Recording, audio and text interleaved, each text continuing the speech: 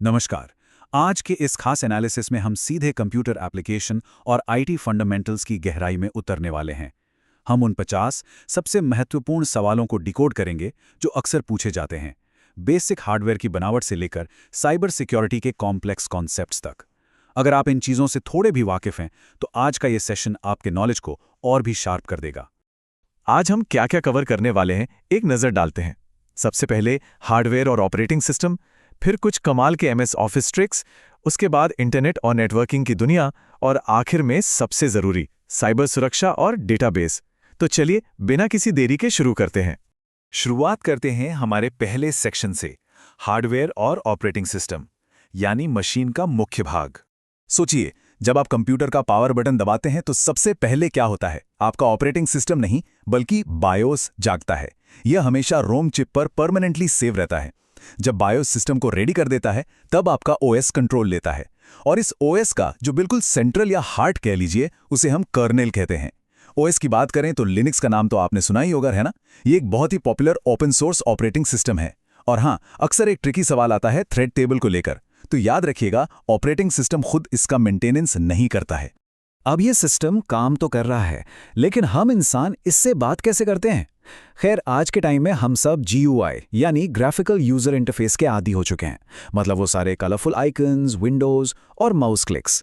लेकिन पर्दे के पीछे, या यूं कहें कि पुराने सिस्टम्स में CLI यानी कमांड लाइन इंटरफेस का राज होता था। इसमें कोई ग्राफिक्स नहीं, बस ब्लैक स्क्रीन, और आपको हर काम के लिए मैनुअली टेक्स्ट कमांड्स टाइप करने होते हैं। अच्छा, अब एक बहुत ही इंटरेस्टिंग सवाल पे आते हैं। इमेजिन कीजिए कि आपके कंप्यूटर में दो अलग अलग प्रोसेस चल रहे हैं, लेकिन अचानक दोनों एकदम फ्रीज हो जाते हैं। क्यों? क्योंकि दोनों एक दूसरे के रिसोर्स फ्री होने का वेट कर रहे हैं। कोई भी पीछे हटने को तैयार नहीं। क्या आप जानते हैं इस स्थिति को टेक्निकली क्या कहते हैं? तो इस सिचुएशन को कहते हैं डेडलॉक या डेडलॉक। इसे आप एक डिजिटल ट्रैफिक जाम समझ लीजिए, जहां हर गाड़ी दूसरी गाड़ी के हटने का इंतजार कर रही है, और नतीजा, कोई भी आगे नहीं बढ़ पाता। जब तक सिस्टम इस टकराव को सुलझाता नहीं, वो हिस्सा वहीं अटका रहता है। अब थोड़ा हार्डवेयर और स्पीड की बात कर लेते हैं। CPU और रैम के ठीक बीच में एक बहुत ही फास्ट मेमोरी होती है, कैश मेमोरी। ये आपके कंप्यूटर की स्पीड बूस्ट करने में मास्टर है। स्टोरेज में देखें तो आजकल हर कोई SSD की बात करता है। SSD यानी सॉलिड स्टेट ड्राइव पुराने HDDs से कई ज़्यादा फास्ट होती है। जानते हैं क्यों? क्योंकि इसमें कोई भी घूमने वाला पार्ट या मोटर नहीं होती। बिल्कुल साइलेंट और सुपर फास्ट। आउटपुट की बात करें तो पुराने ज़माने के वो बड़े वाले मॉनिटर्स याद हैं? वो CRT यानी कैथोड रे ट्यूब पर काम करते थे। और अगर आपको कुछ हार्ड कॉपी में चाहिए तो जाहिर है आप प्रिंटर का यूज़ करेंगे। एक और छोटी लेकिन काम की चीज़, कीबोर्ड पर कैप्स लॉक और नम लॉक को टॉगल कीज कहा जाता है, क्योंकि ये एक बटन से ऑन और ऑफ होते हैं। चलिए अब आते हैं दूसरे सेक्शन पर, महत्वपूर्ण MS ऑफिस ट्रिक्स। यहाँ हम जानेंगे कि कैसे ये टूल्स हमारी प्रोडक्टिविटी बढ़ाते हैं। एग्जाम्स हों या डेली काम, कीबोर्ड शॉर्टकट्स हमेशा टाइम बचाते हैं। जैसे रन कमांड फटाफट खोलने के लिए Windows+R दबाइए। अगर सिस्टम हैंग हो जाए तो कंप्यूटर को रीबूट करने का वो एवरग्रीन तरीका, Ctrl+Alt+Delete। एक्सेल में काम कर रहे हैं और पूरा कॉलम सिलेक्ट करना है तो बस Ctrl+स्पेस बार दबाइए। वर्ड में कुछ टाइप किया और स्पेलिंग चेक करनी है तो F7 दबाते ही काम हो जाएगा।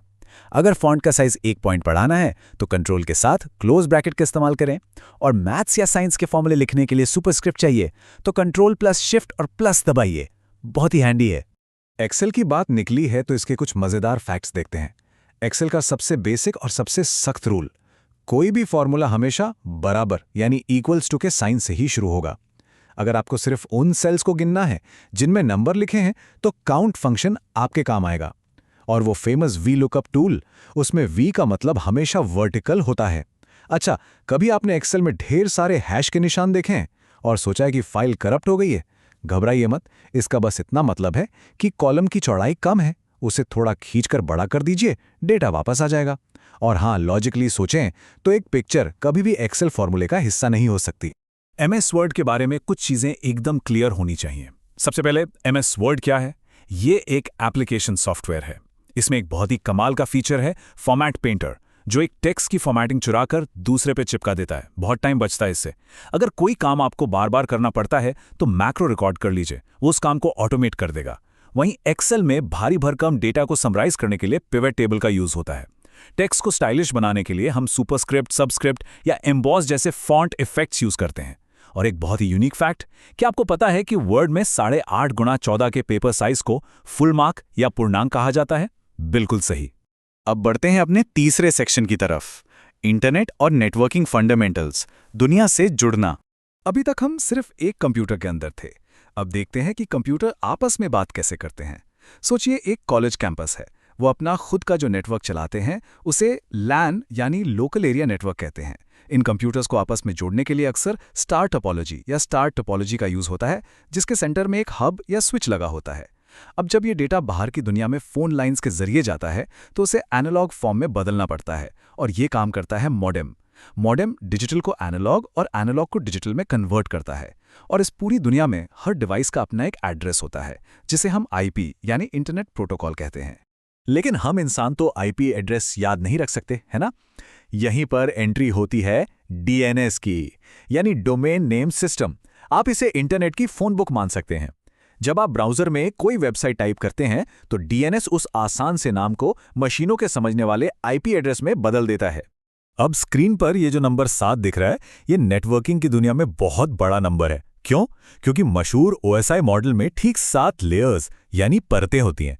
ये नेटवर्किंग आर्किटेक्चर का वो ढांचा है जो तय करता है कि डेटा एक जगह से दूसरी जगह कैसे जाएगा। और जैसे जैसे इंटरनेट पर डिवाइस बढ़ते जा रहे हैं, पुराने आईपी एड्रेस कम पड़ने लगे। इसलिए नया सिस्टम आया, IPv6, और इसका साइज कितना है? 128 बिट्स। ये इतना बड़ा नंबर है कि दुनिया के हर एक इंसान के पास अनगिनत डिवाइस हों तब भी एड्रेस खत्म नहीं होंगे। चलिए अब कुछ ऐसे टर्म्स देखते हैं जो हम रोज यूज करते हैं। वेबसाइट खोलते ही जो पहला पेज आता है उसे होम पेज कहते हैं। जब भी आप ऑनलाइन कुछ सर्च करें तो एड्रेस बार में HTTPS जरूर चेक करें। यहाँ S का मतलब है सिक्योर। ब्राउज करते हुए नया टैब खोलना है तो Ctrl+T दबाइए। आपके सारे ईमेल जहां आकर रुकते हैं वो है आपका इनबॉक्स। और हाँ, अगर आप एक ही ईमेल कई लोगों को भेज रहे हैं लेकिन नहीं चाहते कि उन्हें एक दूसरे की ईमेल आईडी दिखें तो BCC यानी ब्लाइंड कार्बन कॉपी का इस्तेमाल करें। प्राइवेसी के लिए ये बेस्ट है। और आखिर में एक छोटा सा रिमाइंडर, विंडोज़ एक ऑपरेटिंग सिस्टम है, गूगल या बिंग की तरह कोई सर्च इंजन नहीं। अब हम पहुंच गए हैं अपने आखिरी और शायद सबसे ज़रूरी सेक्शन पर, साइबर सुरक्षा और डेटाबेस। अब जब हमारे पास इतना सारा डेटा है तो उसे मैनेज कैसे करें? डेटाबेस में एक कॉन्सेप्ट होता है प्राइमरी की। इसे आप हर एक रिकॉर्ड का आधार कार्ड या डिजिटल फिंगरप्रिंट समझ लीजिए। ये गारंटी देता है कि सिस्टम में हर डेटा यूनिक है और कोई भी 2 रिकॉर्ड आपस में मिक्स नहीं होंगे।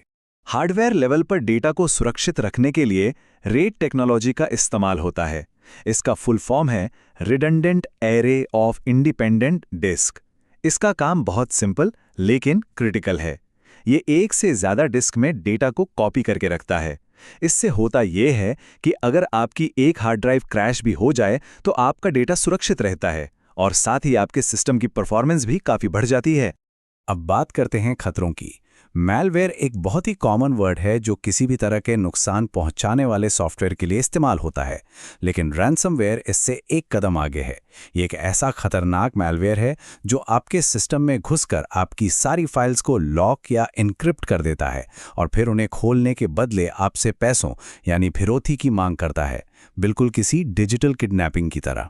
कुछ और अटैक्स की बात करें तो फिशिंग में हैकर्स असली दिखने वाले फेक ईमेल्स भेजकर आपसे आपकी सेंसिटिव जानकारी चुरा लेते हैं। दूसरी तरफ SQL इंजेक्शन थोड़ा ज़्यादा टेक्निकल है, जहां हैकर्स सीधे डेटाबेस की कोडिंग में छेड़छाड़ करके डेटा चुराते हैं।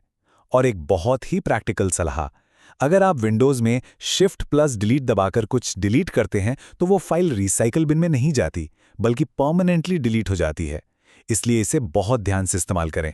तो देखा आपने, एक बेसिक ऑपरेटिंग सिस्टम के कर्नल से लेकर SQL इंजेक्शन जैसे एडवांस साइबर खतरों तक हमने 50 अलग-अलग और इंपॉर्टेंट कॉन्सेप्ट्स को डिकोड किया। हर एक लेयर दूसरी लेयर से जुड़ी है। अब सोचने वाली बात यह है, टेक्नोलॉजी जिस तेजी से बदल रही है उसमें हमारे डिजिटल नॉलेज की नींव कितनी मजबूत है? क्या हम आने वाले कल के साइबर चैलेंजेस के लिए तैयार हैं? इन चीज़ों को एक्सप्लोर करते रहिए, क्योंकि इस डिजिटल दुनिया में सीखना कभी खत्म नहीं होता। आज के इस एनालिसिस में हमारे साथ जुड़ने के लिए आपका बहुत बहुत शुक्रिया।